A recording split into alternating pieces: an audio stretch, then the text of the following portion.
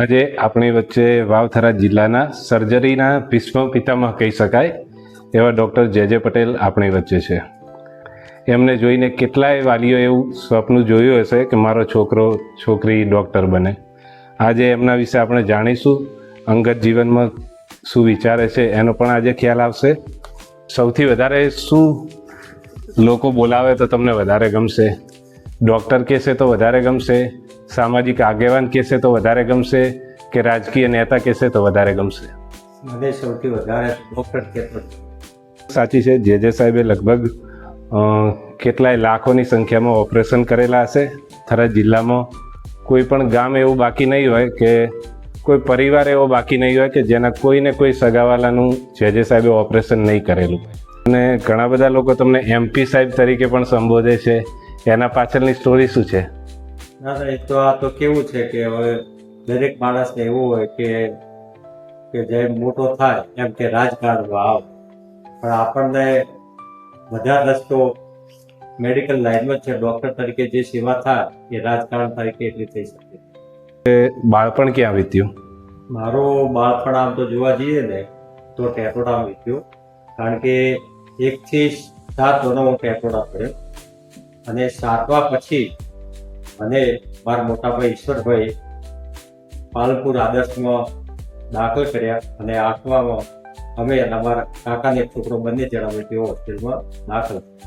હવે વસ્તુ એવી હતી કે આટલે ટાઈમ પછી બહાર જવાનું થયું એટલે શરૂઆતમાં તો કેવું છે કે અમે બંને જણા એક રૂમમાં રહેતા અને ફાવે ને એટલે રોતા બી ભેગા. કારણ કે વસ્તુ કેવું છે કે મા બાપને છોડીને જઈએ અને નવો એરિયા હોય એટલે રાત પડે એટલે રોવાનું ચાલુ થાય. 6 મહિના એ રીતે કાઢ્યા અને પછી અમે સેટ થઈ ગયા. તો 8મું ધોરણમાં આદર્શ વિદ્યાલયમાં કર્યું, મેં પાલનપુર વિદ્યાલયમાં કર્યું.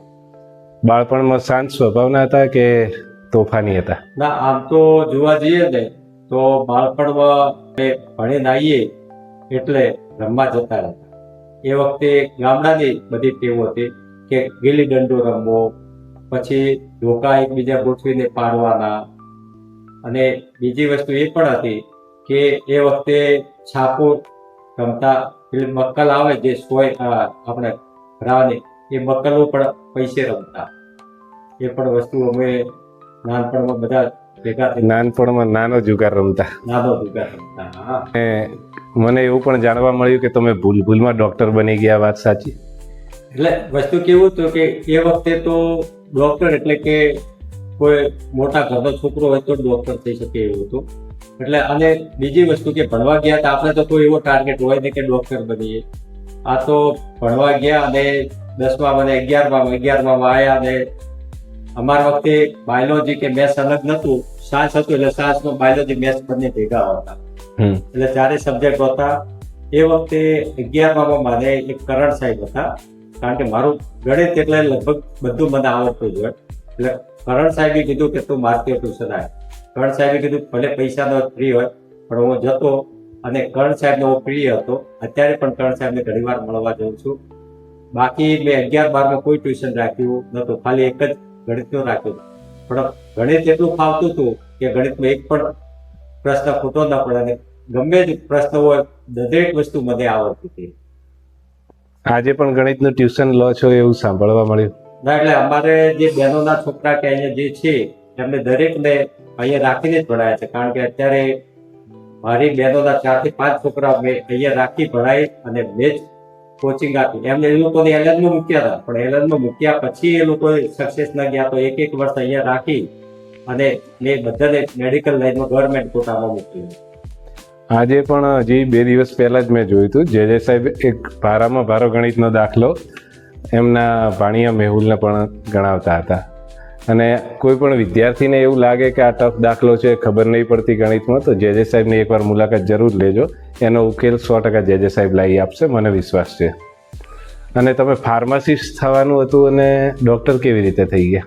હવે આમાં એવું હતું કે પહેલાં તો એવું કંઈ હતું નહીં, કારણ કે 10મામાં મારે ટકા આવ્યા હતા 67.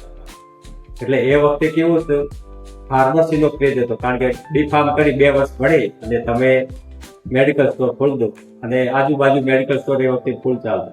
એટલે મારા મોટા ભાઈ એ વખતે એડમિશન માટે ફોર્મ ભર્યા છે, મને તો કઈ ખબર નહીં, પણ એ ફોર્મ ભરવા માટે આદિપુર ગયા અને આદિપુર વાળે કીધું કે તમે એક દિવસ લેટ પડ્યા, કાલે આવ્યા હો તો ફોર્મ મળી ગયો, અને એના લીધે મારે રહી ગયું, નહીં તો ફાર્માસિસ્ટ રહી ગયો હતો, ડોક્ટર થવાનું રહી ગયું.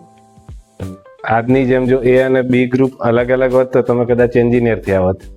વસ્તુ એવી હતી, હા 100% હું એન્જિનિયર. પણ એ વખતે અમારે એવું હતું કે 12માં મેં ગયા ને ત્યારે મેં પહેલી વાર જ અમદાવાદ જોયું.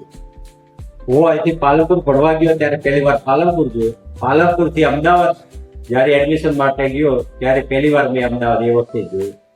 એ વખતે એડમિશન હતું, એ વખતે ક્રેઝ હતો ઈસી આઈસી પર, એટલે મારે અમદાવાદ ઈસી લેવું હતું, કારણ કે આગળ તો બીક હતું, પણ ઈસી મને સુરત મળતું. એટલે પેલા સાહેબને કીધું, સાહેબ અમદાવાદમાં શું મળે કે ઈસી જગ્યાએ તારે આઈસી લેવું હોય મળે. કીધું આઈસી નથી લેવું, તો કે મેડિકલ મળે, બીજે મેડિકલ. તો કીધું બીજે મેડિકલ આપી દે. એટલે એ રીતે બીજે મેડિકલ, એટલે નસીબ જો ખેંચતું હોય તો ખેંચી ગયું. આ વસ્તુ એવી કહેવાય. કોલેજ લાઈફ કેવી રહી તમારી? કોલેજ બહુ સારી રહી, કારણ કે દરેક દોસ્તારોના ભાઈબંધ જેવા જ રાખતા અને દરેકને મજા હતી, એન્જોય કરી. કોલેજમાં એવું રહ્યું હતું કે અમે જ્યારે મેડિકલમાં એડમિશન લીધું ને ત્યારે તો એવું હતું કે કોઈને રૂમ તો મળે નહીં, એટલે 6 મહિના અમે એક મોટો હોલ હોય, એમાં તિજોરી પડી હોય, એમાં પથારી કરી સુઈ રહેવાનું. એટલે અમે લગભગ 5 કે 6 જણા હતા, એ સુઈ રહેતા તેઓ અને ભણવા જતા. વાંચતા કે જલસા કરતા?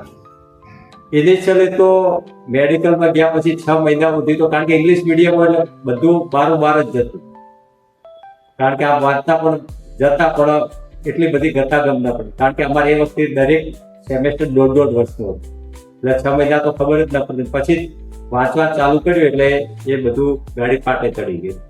રેગિંગ થયેલું? રેગિંગ અમારા વખતે એવું થયું ને, કારણ કે વસ્તુ કેવું જનરલમાં રહેતા ને એવું બધી કઈ વસ્તુ અમારે એટલું બધું રેગિંગ નહીં થયું. એમબીબીએસ કર્યા પછી આગળ ભણવાનું કેમ વિચાર્યું? એ સમય તો એમબીબીએસ થઈ ગયા એટલે ભગવાન બરોબર ગણાતું. આમાં એવું હતું કે એમબીબીએસ થયું ને એટલે મારા બાપા અને કાકા ને એ વખતે કહેતા કે બેટા આપણે ભરસાળીમાં 10,000 રૂપિયા પગાર મળે છે ને એટલું બહુ થઈ ગયું, હવે કોઈ કરવું નથી, તું તારા આતો રે ઘરે કરો. પણ અમારા બધા ગ્રુપ વાળા પીજીમાં એડમિશન લેતા હતા, અમે કીધું ચલો તારે એડમિશન લઈ લીધું. અને એ વખતે તો એવું હતું ને કે કઈ બ્રાન્ચ કરે એવું ચોઈસ જેવું કશું હતું નહીં, મેરિટમાં જે બ્રાન્ચ મળે લઈ લીધું. એટલે લાઈનમાં સર્જરી મળે તો સર્જરી એડમિશન લઈ લીધું. પછી તમારી ઈચ્છા થરાદમાં પોસ્ટિંગ લેવાની હતી કે અનાયાસે થરાદમાં મળી ગઈ? હા, એમાં એવું હતું, દોશી સાહેબને એ વખતે હેડ એક્ટ હતો ગાંધીનગર. એટલે મેં કીધું સાહેબ મારે ડીસા ગવર્મેન્ટમાં જવું છે. એટલે ડીસા ગવર્મેન્ટ માટે ગયો તો એમને કીધું કે ડીસાની જે પોસ્ટ છે એ 7 થી 10 વર્ષ અનુભવ હોય સર્જરીમાં તો તમને મળે.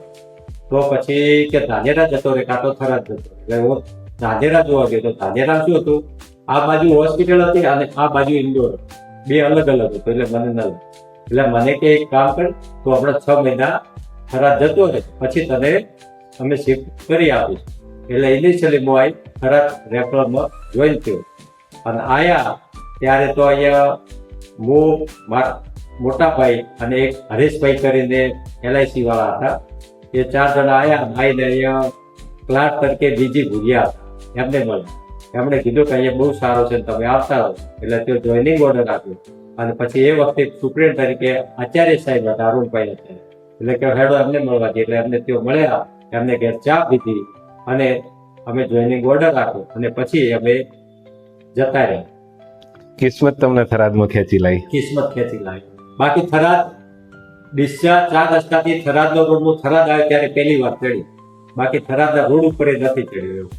પછી તમારી પ્રેક્ટિસ તો રેફરલ હોસ્પિટલમાં પ્રાઇવેટ જેવી જ ચાલુ હતી, તો પછી પ્રાઇવેટ કરવાનો વિચાર કેવી રીતે આવ્યો? આમાં એવું હતું કે આપણે 6 મહિના જોયું કે હવે કંઈક કરવું પડે, નહીં તો સર્જિકલ ભૂલાઈ જાય.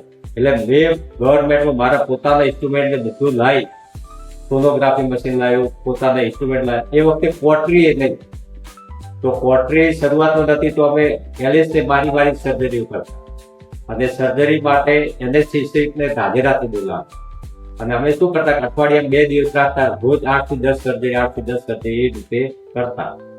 અને એ રીતે અમે ડેવલપ કર્યો. અને પછી કારણ કે ઇનિશિયલ ફેજ કેવું છે કે થરાદના તો સર્જરી થતી નથી, પહેલી વાર મેં ચાલુ કર્યું એટલે લોકોને બીક આવે કે ભાઈ સર્જરી કરાવવી જ ન કરાવે, કારણ કે આગળ જાય એટલે લોકો કે ભાઈ થરાદમાં સર્જરી ન થાય, કઈ થશે તો કઈ તકલીફ થઈ તો કયો જવાબ, પણ વિશ્વાસ આપે તો ભાઈ કે તમે ચિંતા ના કરો. અને ઇનિશિયલી વર્ક ચાલુ થયો અને લોકોને વિશ્વાસ બેઠો પછી તો થરાદ રેફરનું એટલું વર્ક કર્યું છે કે ના પૂછો વાત.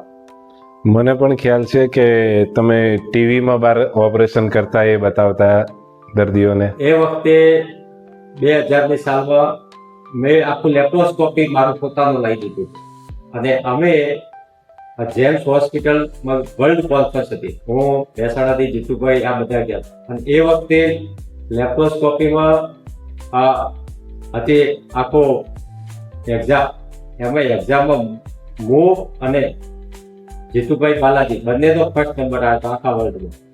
અને એ વખતે મને ઇન્ટરેસ્ટ હતો લેપ્રોસ્કોપી, એ વખતે લેપ્રોસ્કોપી સર્જરી અમે અહીંયા કરતા અને સવારથી ચાલુ કરતા રાત સુધી કરતા.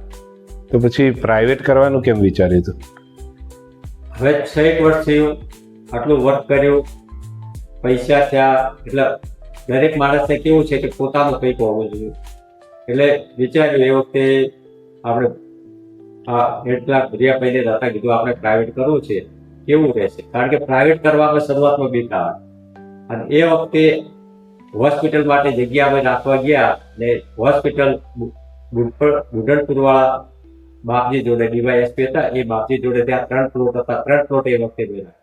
એ વખતે ભાવ પ્લોટનો લાખ રૂપિયા ચાલતો હતો, પણ મેં એ વખતે 3 પ્લોટ એક સાથે રાખવા માટે 6 લાખ રૂપિયા એ વખતે આપ્યા અને 3 પ્લોટ રાખી અને પછી શરૂઆત એમ કે ભાઈ આપણે માપનો મળે તો વાંધો ને, મહિને લાખ રૂપિયા મળે તો ચિંતા નહીં. એ રીતે પહેલો માલ બનાવે અને ગ્રાઉન્ડ ફ્લોર બનાવી અને સર્જરી અને ફિઝિશિયનનો 2 ડિપાર્ટમેન્ટ અહીં ચાલુ કરે. 1996માં પ્રેક્ટિસ કરતા હતા અને અત્યારે 2026માં કરો છો, એ બંનેમાં ફરક શું લાગે છે? હવે 2 રીતે છે. જો તમે એમ જોવા જાઓ કે દર્દીને પેશન્ટ ને ડોક્ટર વચ્ચે સંબંધ, તો એ વખતે એવું તો કે દર્દીને કહીએ કે તારે એપેન્ડિક્સ છે તો એને 100% વિશ્વાસ હોય કે એપેન્ડિક્સ છે. અત્યારે એવું છે કે તમે દર્દીને ડોક્ટર એમ કહે કે તારે એપેન્ડિક્સ છે તો 3 જગ્યાએ પાકું કરી આવે, એની વિશ્વાસ નથી. એટલે મોટી તકલીફ અત્યારે એ થઈ છે કે ડોક્ટર અને દર્દી વચ્ચે તો વિશ્વાસ બહુ ઓછો છે. આના માટે જવાબદાર કારણો શું માનો છો? આના માટે બંને સાઈડે જવાબદાર છે, પેશન્ટ ને ડોક્ટર બંને. કારણ કે વસ્તુ કેવું છે કે ડોક્ટર ઘણીવાર ડાયગ્નોઝ પેલું થતું હોય અને એમને વિશ્વાસ બેસે નહીં દર્દીને, એટલે બીજે પાકું કરાવે કે ખરેખર સાચું ઓપરેશન કરે છે ખોટું કરે. અને ડોક્ટરને કેવું છે જે લાગે છે, પણ દર્દી અત્યારે દરેક જાણ માણસ જોડે પૈસા આવ્યા છે, બહાર દેખતો પણ થયો છે, એટલે એમ લાગ્યું કે ના ભાઈ આપણે પેલા પાકું કરાય પછી ઓપરેશન. ડબલ પાકું કરાય. ડબલ પાકું કરાય. પછી જે હોસ્પિટલ નામ આપવાનો વિચાર કેવી રીતે આવ્યો કે જે હોસ્પિટલ? હવે એમાં એ તો એ રીતે હતું કે ભાઈ શું નામ રાખવું, તો પછી વિચાર આ રાખવું એમ જ રાખ્યું કે ભાઈ જોઈતા ભાઈ જવાભાઈ પટેલ ઉપરથી જે હોસ્પિટલ રાખી હતી. આર્યા હોસ્પિટલ જે હોસ્પિટલ થી એક બોમ્બે છે, બરાબર. અને તમે કે જે રાખો. કુદરતી વસ્તુ એવી થઈ કે જે હોસ્પિટલ રાખ્યા પછી નામ રાખ્યા પછી આજ સુધી મારે પાછળ જોવાનું આવ્યું નથી. જે હોસ્પિટલ નામ રખાવા પાછળ જીવરાજબાનો તો હાથ નતો નાગલા વાળા? જીવરાજબા જે જ થાય આમ તો જીવરાજ એ વખતે જીવરાજબા છે, વીરભોણબા છે, આ આખું ગ્રુપ અહીંયા રાખવા માટે મને બહુ સપોર્ટ કર્યો. બાકી મારે અહીંયા રહેવાની ઈચ્છા નથી. એક વાર તો એવું થયું હતું કે 2 વર્ષ પછી ધાનેરા આરએસઓ અમારે ફિક્સ થઈ ગયું. આરએસ ટ્રસ્ટની હોસ્પિટલ હતી, ખાલી કોન્ટ્રાક્ટ એમ હતું કે ખબર મારે અહીંયા સોનોગ્રાફી હતું, આરએસ વાળા કે ના સોનોગ્રાફી તમારે નહીં રાખો. એમ જ એ થયો. એટલે હું કહેવાનો મતલબ કે થરાદ રહેવાનું લખ્યું છે એટલે આ વસ્તુ થઈ. તમારા હાથે થરાદના લોકોની સેવા કરવાનું વધારે લખાયેલું હશે, એટલા માટે એ કોન્ટ્રાક્ટ તૂટીને જે હોસ્પિટલ થયું. 30 વર્ષ કામ કર્યું, એના પછી રિટાયરમેન્ટ લેવાનો ક્યારે વિચાર આવે છે ખરી? મને જો સાચું કહું ને તો હું જો વર્ક ન કરું તો મને કંટાળો, જો વર્ક કરું ને તો જ. એટલે મેં ટાર્ગેટ રાખ્યો છે 100 વર્ષ જીવવાનો, 100 વર્ષ સુધી વર્ક કરે જ જવું. બરાબર. આટલી બધી તમને કારકિર્દીમાં તો સફળતા મળી છે, શ્રેય કોને આપશો? સરે પહેલા તો પબ્લિકને, કારણ કે પબ્લિકે વિશ્વાસ કર્યો ત્યારે હું હતો આવ્યો. બીજું મારા માતા પિતા અને ભાઈ. મારા માતા પિતાએ કીધું કે બેટા થાય એટલી સેવા કરવાની, ભગવાને આ ચાન્સ આલ્યો છે અને ભગવાને તને ઘણું આપશે, કોઈનો જીવ ન દુભાય એ રીતે સેવા કરજે. કારણ કે એ ખેતી કરે છે એટલે અમને ખબર કે વસ્તુ કેવી છે. અત્યારના જમાનામાં પહેલા કરતા લોકોમાં સ્ટ્રેસનું પ્રમાણ વધી ગયું છે. માનસિક ચિંતા, વિચારો, ટેન્શન, માનસિક રીતે લોકો ભાગી પડતા હોય છે. તો જ્યારે તમે હોસ્પિટલ ચાલુ કરી અને થોડા સમય પછી જ કિડની કૌભાંડ નામે બહાર આવતું છાપામાં, તો એ વખતે તમે કેવી રીતે સ્ટેબલ રહ્યા? હવે આમાં કેવું છે કે શરૂઆતમાં જેવી હોસ્પિટલ બનાવી ને એટલે અહીંયા હોસ્પિટલ બની એટલે કારણ કે વસ્તુ નામ તો હતો અને બીજા લોકો એમ કે આ હોસ્પિટલ ન ચાલે એના માટે કે આ કૌભાંડ એ વખતે છાપામાં, છાપો એટલે ભગવાન એ વખતે કહેવાય, જે છાપામાં છાપ તો છાપાએ એ વખતે 10-15 દિવસ ફ્રન્ટ લાઈન ઉપર થાક્યું કે ડોક્ટર જે પટેલે કિડનીઓ કાઢી દીધી. અને એના લીધે શું થયું ખબર, જેટલા દર્દીઓ મારી જોડે તપાસ કરાઈ હતી, સોનોગ્રાફી કરાઈ હતી, એ બધા ડિસાઇડ પાકું કરાયું કે કિડની કાઢી જ નથી. પણ જિંદગીમાં એક નિયમ યાદ રાખવાનો, તમે ખોટું ન કર્યું હોય તો ક્યારેય કોઈનાથી ડરવું નહીં. તમે તમારું કર્મ કરી જાઓ, જો કર્મ સાચું હશે તો ભગવાન 100% સાથ આપે. એ વસ્તુ એ વખતે એવી હતી, કોઈ બી જગ્યાએ જઈએ તો કે આ કેવું ડોક્ટર કે પેલું કિડની કાઢી ગયું, પણ આપણે કાઢી નથી એટલે દુઃખ થાય જ નહીં. કારણ કે એ વખતે તેવી અપાડી કે ડોક્ટરને તો લઈ જવા છે, કચ્છને પાટી ઉપર હુવાડ્યા છે, માર્યા છે, ફ્રીજમાંથી કિડનીઓ મળે છે. વસ્તુ એવી છે કે કિડની વસ્તુ તમારે સામે દર્દીઓ અને લાઈવ હોય તો જ જાય. અને એ અત્યારે અહીંયા નથી થતું ટ્રાન્સપ્લાન્ટ, અહીંથી કિડની કાઢીને મૂકવી હતું નથી થતી. કિડની ખાલી જો અમદાવાદ કિડની હોસ્પિટલ ને એ થયો હમણાં, એ પછી ચાલુ થયું, પહેલા તો તે જ નતું થતું. એ વખતે તો ખાલી નડિયાદ એક જ જગ્યાએ કિડની ટ્રાન્સપ્લાન્ટ. પણ લોકોને તો હવે કેવું છે કે બીક આવે કે ભાઈ નીકળી ગઈ છે. બીજો એક પ્રશ્ન એ હતો કે ઘણા બધા લોકો એવું કે જે હોસ્પિટલનું પગથિયું ચડવું હોય તો પૈસા ભરેલો થયેલો જોઈએ, એટલા રૂપિયા ખર્ચો થાય. શું આ વાત સાચી છે? દરેક વસ્તુમાં કેવું છે કે તમે આગળ વધો ને એટલે તમારા દુશ્મનો વધશે છે. લોકોને કેવું હોય કે ભાઈ અહીંયા એક વસ્તુ ફિક્સ છે કે અહીંયા રિઝલ્ટ 100% મળે છે લોકોને. હવે તો કે દુષ્પ્રચાર શું કરવાનો, તો કે આ દુષ્પ્રચાર આ કરો કે પૈસા ખૂબ થાય છે એટલે પબ્લિક એનાથી બિયાતી નથી. બાકી અત્યારે થરાદમાં સૌથી સસ્તામાં સસ્તી જે હોસ્પિટલ, જો આયુષ્માન કાર્ડ અહીંયા ચાલે છે, આયુષ્માન કાર્ડમાં ટોટલ દર્દીઓને મફત છે. એ તો આ હોસ્પિટલ એવી છે કે જેમાં દર્દીને ઓપરેશનમાં ટોટલ ફ્રી છે. ધારો કે રિપોર્ટ થયા તો પણ ફ્રી છે, દવાઓ પણ ફ્રી છે, દરેક ઓપરેશન ફ્રી થાય છે. એટલે કમ્પ્લીટ કરો, જે કરીએ કમ્પ્લીટ કરવાનું. કારણ કે દર્દીને સાથે દગો નહીં કરવાનો, ન થાય ના કરતા ભાઈ આ વસ્તુ અમારે થાય એમ. બાકી ક્યારેય કોઈને અંધારામાં રાખીને કરવાનું, એ અમારો નિયમ જ છે. અને એ નિયમથી જ હું ચાલુ છું એટલે જ એટલો આગળ છું. આટલા બધા વિરોધો થયા, ધારો કે કિડની કમ્પાઉન્ડ આવ્યું, ધારો કે આ અફવાઓ ચાલે છે, છતાં મેં મારું કામ કર્યું છે. કોઈ દાડો એમ નથી કીધું કે આ વસ્તુ આમ છે. આપણે આપણું કર્મ કરો, તમારું કામ બોલશે એટલે પબ્લિક ઓટોમેટિક આવે જ છે. મહિને અંદાજે આયુષ્માન કાર્ડમાં કેટલા ઓપરેશનો કરતા હશો? અત્યારે મહિને એવરેજ 50 થી 100 ની વચ્ચે ઓપરેશન થાય છે, અને જે ટોટલ ફ્રી, અને એવરેજ 300 ડાયાલિસિસ ફ્રી થાય. ઘણા બધા લોકો એવું કહે છે કે જે સાહેબને આજથી 20-30 વર્ષ પહેલા જોયા હતા ત્યારે શરીર એકદમ આવું જ હતું, અત્યારે 50 વર્ષ ઉપરની ઉંમર થઈ ગઈ તો કે સાહેબનું શરીર આવું. આ ફિટનેસનું રાજ શું છે? જો ફિટનેસનો રાજ છે, તમે કામ કરો, નિયમિત ખાઓ પીઓ અને નિયમિત વર્ક કરો તો ક્યારેય શરીર બગડતું નથી.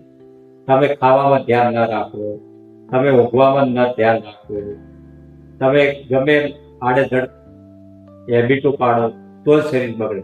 બાકી તમે રૂટીન જાળવી રાખો તો ક્યારેય શરીર બગડતું નથી. રૂટીનમાં 2 વસ્તુ, એક તો નિયમિત જમવાનો અને નિયમિત ઊંઘવાનો. કામ કોઈ માણસ ગમે એટલું કરે ને એનાથી શરીર ક્યારેય બગડતું નથી. પણ તમારું ઇન્ટરેસ્ટ વાળું કામ કરો તો શરીર હોમો સુધરે. જો તો 24 કલાક કરો તોય. આજથી તમે ભૂતકાળમાં જઈ અને કોઈ એક એવો તમારો લીધેલો નિર્ણય હોય જે બદલવા માંગતા હોય એવું ખરી કોઈ, તો શું બદલશો? વખતે એમ લાગ્યું મને કે ધારો કે MCH એ વખતે અમને ફ્રી મળતું હતું અને MCH 2 વર્ષનું છે, બરાબર. એ વખતે બધી સીટો ખાલી પડતી હતી, કોઈ કરતી નથી. હા, એવું લાગ્યું કે જો MCH કર્યું હોત તો ઘણું સારું. તો કદાચ થરાદમાં ના બેઠા હોત. ના તો કાલે બધું ખરાબ તો આ MSc મોટું લાગતું હતું ને, કારણ કે સર્જરી એ વખતે ચાલુ જ મેં કરી. ખરાબ સર્જરી નહીં, બ્લડ બેંક નહીં, કોઈ એનેસ્થેટિક નહીં, સાધનો. આ તો મેં મારા પોતાના ખર્ચે સાધનો લઈને બધું ડેવલપ કર્યું, એટલે આ બધું ડેવલપ થયું. બરાબર. બીજું, જ્યારે મેં નક્કી કર્યું કે તમારા જોડે પોડકાસ્ટ કરીશ, તો મેં અમુક લોકોને પૂછ્યું કે જે સાહેબને શું પ્રશ્ન પૂછવા જોઈએ. તો ઘણા બધાએ કીધું કે સાહેબ આટલા બધા રૂપિયાનું કરશે શું? જો બધાને ખબર છે રૂપિયા કોઈ લઈને જતું નથી, પરંતુ વસ્તુ કેવું છે કે રૂપિયા જિંદગીમાં જરૂરી છે. રૂપિયા છે તો જ બધું છે. રૂપિયા ભગવાન નથી, પણ ભગવાનથી ઓછું તો કઈ એમ મગજમાં પ્લાન વિચાર્યો છે? બહુ રૂપિયા રાખતો તે આપણે મોટા ભાઈ બધું રાખીએ. આપણે વર્ક કરવાનું, એક જ નિયમ, હોસ્પિટલ પહેલા, પૈસા એ બધું એમનો વિષય, એ શું કરે એ બધું એમને જીવન. અને તમને કોઈ સલાહ આપવાનું કે યંગ એજ લોકો જે છે જેનજી, એમને કોઈ સલાહ આપવાનું હોય તો શું આપશો? બસ એક જ નિયમ છે કે અત્યારે તમારી ઉંમર છે, જેટલી મહેનત કરવી હોય, ભણવામાં જે મહેનત કરવી હોય કરો, હાર્ડ વર્ક કરો. તમને કોઈ ધંધો ગમતો હોય, ઈચ્છા વાળો કોઈ ધંધો કરો, અને તમે આગળ વધશો તો જ લોકો તમને બોલાવશે. બાકી તમે રખડશો કે અત્યારે નશામાં પડશો તો પાછળથી તમારે જ પછતાવાનો વારો આવે. એટલે હાર્ડ વર્ક કરો અને જે ધંધો ફાવતો હોય એ ધંધામાં આગળ વધો, એવી દરેકને શુભેચ્છા માનો. સમાજને શું સંદેશો આપશો? સમાજને એક જ સંદેશો છે, એક તો વ્યસનમાંથી મુક્ત થાય, અને બીજી વસ્તુ શિક્ષણમાં આગળ વધે. આ બે વસ્તુ જો થાય તો સમાજ આગળ જાય. બાકી દેખાદેખીમાં ક્યારેય કોઈ આગળ જતો નથી. જ્યારે જે સાહેબ નવરા હોય ત્યારે શું કરાય? મને આધ્યાત્મિકમાં થોડો રસ છે, એટલે યોગ બીજા કરું, અને રીડિંગ હોય તો થોડું રીડિંગ કરું. બાકી તો માર તો ફિક્સ છે, સવારે 6 વાગે ઉઠી કસરત કરવાની, યોગ કરવાની, 9 વાગે જમી લેવાનું, 9 વાગે નીચે ઉતરી જઈએ, વચ્ચે 2 વાર આ ચા પીવા આવીએ. બાકી ઉપર 8 વાગે પહેલા આવતા નથી, એટલે આખો દિવસ નીચે ઓફિસમાં જ જાય. સૌથી ખુશીની મુમેન્ટ કઈ તમારા જીવનમાં? મને મારા ખુશીની મુમેન્ટ કર્મ કરું, જે કોઈ બી હાર્ડ વર્ક કરો, એટલે કોઈ બી ભારે ઓપરેશન હોય અને એમાં પેશન્ટ જીવતું થાય, એ મોટા મોટી ખુશીની વાત. ને સૌથી દુઃખી ક્યારે થયેલા? દુઃખી એ જો પેશન્ટમાં રિઝલ્ટ ના આવે, મેં ધાર્યું હોય કે ભાઈ આ આપણે કરવું છે, આને બચાવવું છે, અને એમાં જો કઈ તકલીફ થાય તો દુઃખ થાય કે આપણાથી એટલું જ થઈ જશે. લોકોને જ્યારે અહીંથી આપણે અમદાવાદ જવાનું કે આગળ જવાનું કહીએ, ત્યારે ઘણા બધા લોકો કહે છે કે જેમાંથી જઈએ તો હવે ડાયરેક્ટ ઘરે જ લઈ જઈએ, આગળ જવાનો કોઈ મતલબ નહીં.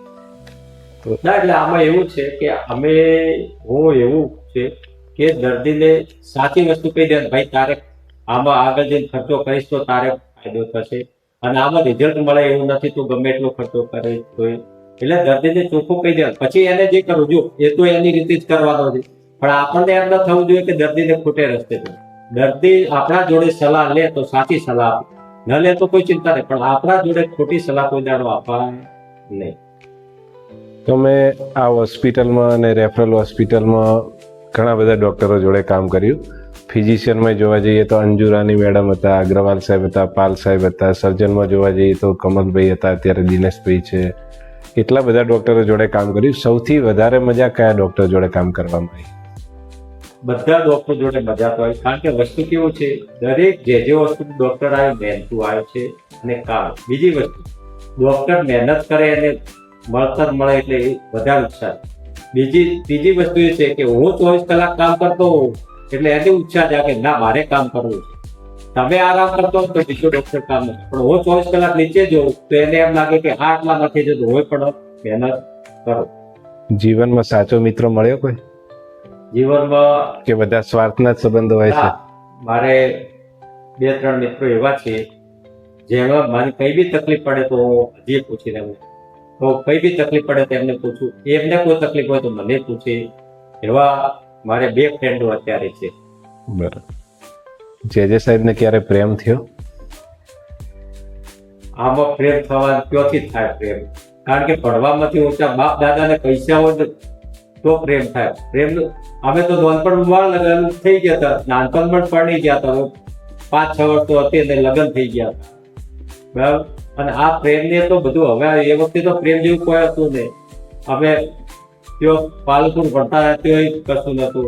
અમદાવાદ ગયા તો ચાલતા હતા, નતું કોઈ બાઈક, બીજું નતા કોઈ પૈસા. બાપા ખાવાના પૈસા આલે, એમાંથી બધું ખાતા પીતા. તારે પ્રેમ કરવા જઈએ તો પછી આ લાઈન બનાવું. શોખ શું? મને શોખ બે જ વસ્તુ છે, એક તો રીડિંગ અને બીજું આ દર્દીઓની સેવા, કે જેમાં મને ઓપરેશન કરવાનું બહુ ઇન્ટરેસ્ટ છે અને નવું વસ્તુ કરવાનું, નવી ટેકનોલોજી સાથે એપ્લાય કરવાનું, એ જ મારો ઉદ્દેશ છે, જેના લીધે અત્યારે આટલો પ્રોગ્રેસ થયો છે. ડોક્ટર